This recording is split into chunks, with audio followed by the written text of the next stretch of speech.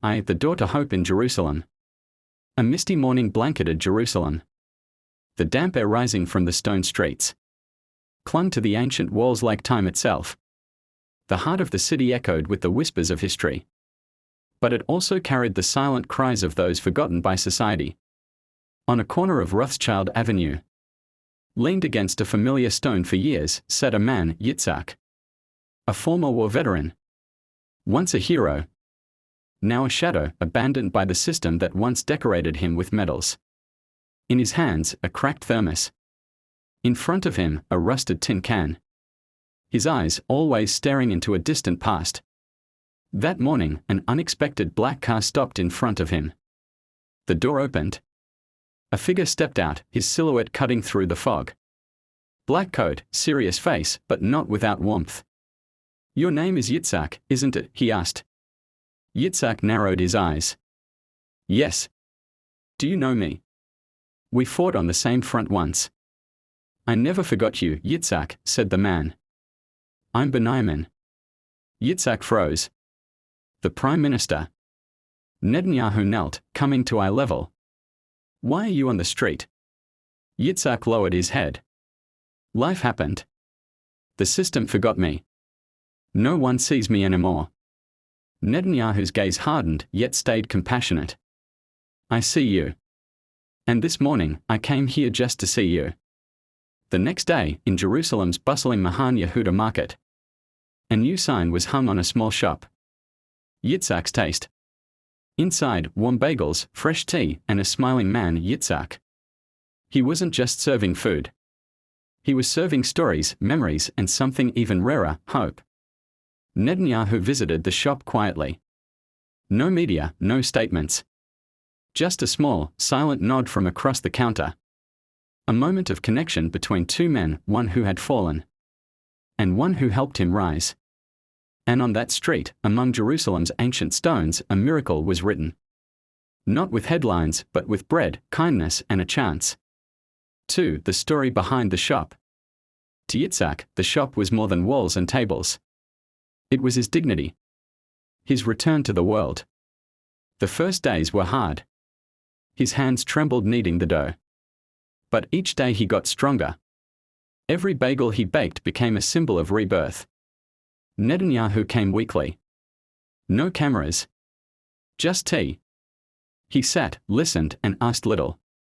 One morning, Netanyahu said, "This shop, Yitzhak, is just the beginning. When people come, don't just serve tea. Serve your soul. Give them hope. Because you lived through pain and stood up again. That's the greatest story you have." Yitzhak wiped a tear and nodded.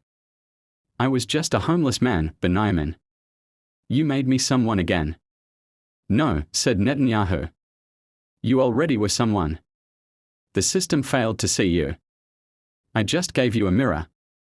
3. Whispers and reactions. As Yitzhak's story spread, more than just customers began to walk through his door. One day, a young man arrived with an old guitar slung over his shoulder. His name was Erez. He had once been accepted into university with top scores, but after losing his parents, his scholarship vanished, and he ended up homeless. "I just want a cup of coffee," he said shyly. Yitzhak handed him one and sat across from him. "I have a job for you. Play music every morning in front of this shop. But not for free. Half your tips are yours, the other half we'll donate to those in need." Erez's eyes filled with tears. "Are you mocking me?" "No," said Yitzhak. "I was just the first link in a chain. You can be the next." From that day on, Yitzhak's taste became more than a bakery, it became a stage. Every morning, the aroma of fresh bread mixed with the melody of Erez's guitar. It became a place where the broken performed and the forgotten were remembered. 4. Netanyahu's visit. One morning, Netanyahu returned. This time, no security, no suit. Just a newspaper in hand. On the front page, the headline read, "From homeless to hero, Yitzhak's miracle sparks a wave in Jerusalem." The shop was bustling. Netanyahu waited quietly in the corner. Yitzhak was busy serving, laughing, organizing. He didn't notice the former prime minister right away. He was no longer just being helped, he was helping others.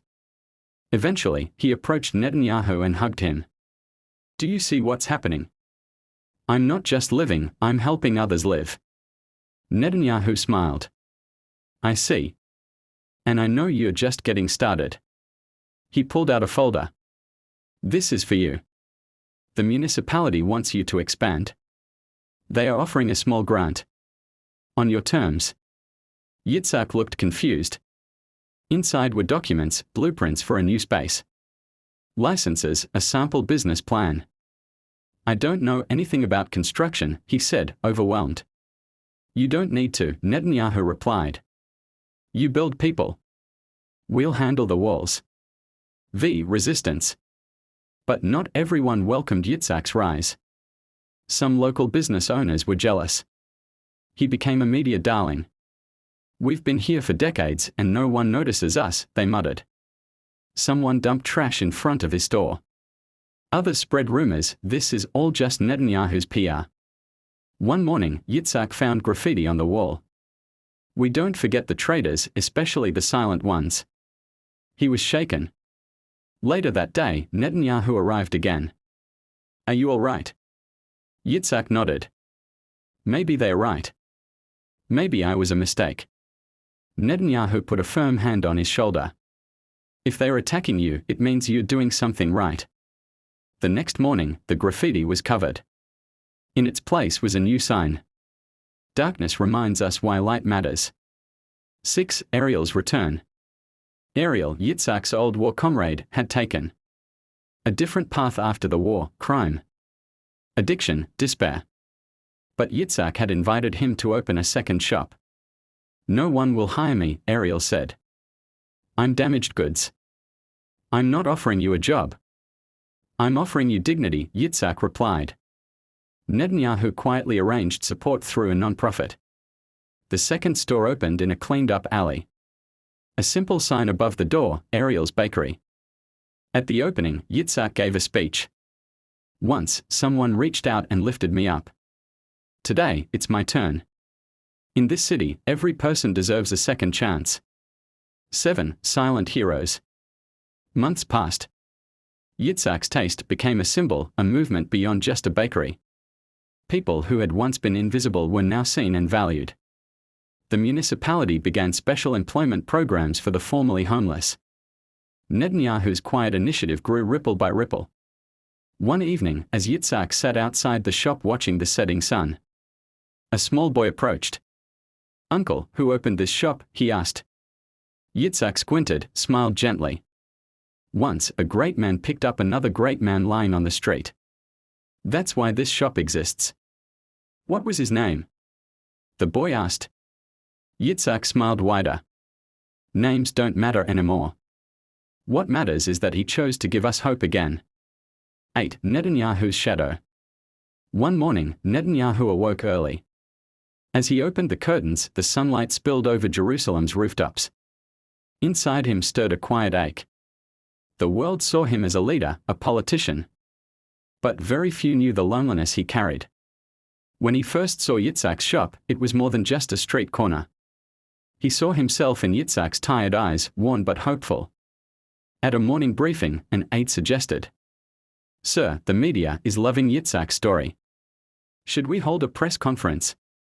"No," Netanyahu replied firmly. "This isn't about PR. It's about humanity. But the elections are near. Some things are bigger than politics. Anyone who doesn't understand that is doomed to lose." 9. The second bakery, the second chance. Ariel's bakery struggled initially. Fear of his past kept customers away. One night, someone threw a rock through the window and left a note. "No bread for killers." As Ariel cleaned up the shards, Yitzhak arrived. "Let them talk. You aren't fixing windows. You're fixing yourself." That night, Netanyahu visited quietly with 2 stools, tea, and cups. The 3 men, an ex-prime minister, a former criminal, and a once homeless man, sat together on the sidewalk in silence, sharing warmth. The cry of a young girl. One morning, a frightened young girl entered Yitzhak's shop. Her name was Leora. Just 17. She had run away from home and lived on the streets. She trusted no one but saw in Yitzhak a father figure. "I need a job," she whispered. "First, eat," Yitzhak said kindly. That day, Leora didn't just eat. She began working, kneading dough, brewing tea, welcoming customers. But more importantly, she began healing. One night, as Yitzhak locked up, she said quietly, "You gave me a second life." "I only saw you," Yitzhak smiled. "The rest was yours to build." 11. Media and cameras. The story spread like wildfire. Local papers picked up the tale, then national outlets. And soon international media, BBC, CNN, Al Jazeera, all focused on the little shops and Netanyahu's quiet help.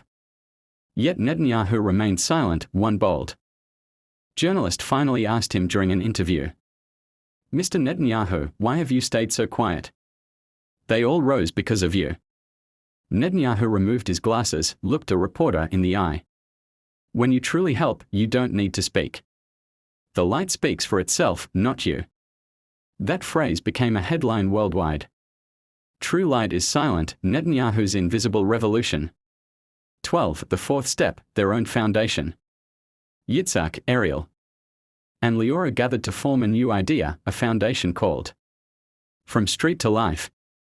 The goal was not just to feed the homeless but to educate, employ, and integrate them back into society. When Netanyahu heard this, he was not surprised. He immediately sent his lawyers. Legal permits, donations, and organizational processes swiftly began. Within a year, the foundation created jobs for 7 people in Jerusalem, opened an education center in Tel Aviv, and transformed an old building in Haifa into a women's shelter. Every building bore a small plaque. This building was rebuilt with hope. And in the corner, small letters read, YN. 13. Looking back. Now 61, Yitzhak woke early every morning to bake bagels with his grandson. Ariel had expanded his bakery chain, employing 16 people. Leora had been accepted to university, studying social work. And Netanyahu? He had retired from politics and written books. Yet his name echoed quietly at every ribbon cutting ceremony because he was not just a statesman, he was a conscience. 14. The farewell letter. 2 years later, Jerusalem awoke in quiet calm. The shop Yitzhak's Taste was no longer just a place, but a movement. Hundreds of formerly homeless people now worked, lived, and thrived. But that morning, Yitzhak did not wake.